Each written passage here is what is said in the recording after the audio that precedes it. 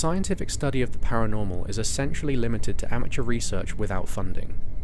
While this may seem as though advances in understanding the various types of phenomena will be hard to come by, differing levels of proof are coming through to the public every day. Photographs, videos, audio recordings, and even responsive contact confirming names and dates are all commonplace in the field of paranormal research.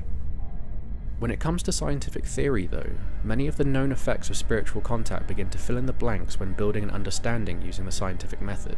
For example, many paranormal research groups report atmospheric cold spots, equipment and lighting malfunction, and battery drain before and during an event. This would lead one to believe that the manifestation of an apparition requires energy drawn from its surroundings, in this case electrical and thermal energy.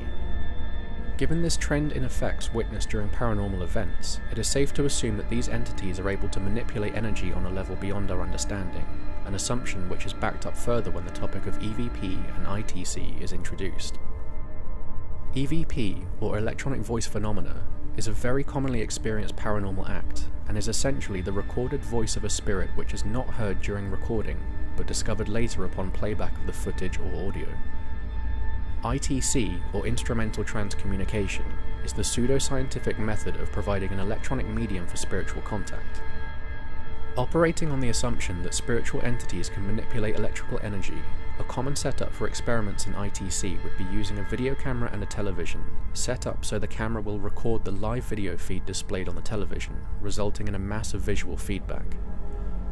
The theory states that this is an ideal medium for spiritual interference due to its purposefully chaotic stream of visual data, which can be manipulated to show faces and locations, as well as EVP. Assuming again that spiritual beings are able to manipulate raw energy, it is believed that they themselves must be made of the same. When manifesting or fully formed, it is believed that the spirit must have a measurable electromagnetic field. This has spawned the popular use of EMF meters in paranormal investigations, based on the assumption that electromagnetic fields are static, and changes in EMF readings from a set location with little or no electrical equipment in the vicinity should in theory suggest the mobile presence of a spiritual being. This suggestion of spirits emitting an EMF of their own is also the basis of suggestions not to approach a formed apparition, as the human body's electromagnetic field will disrupt that of the spirit, preventing a maintained visual form. While this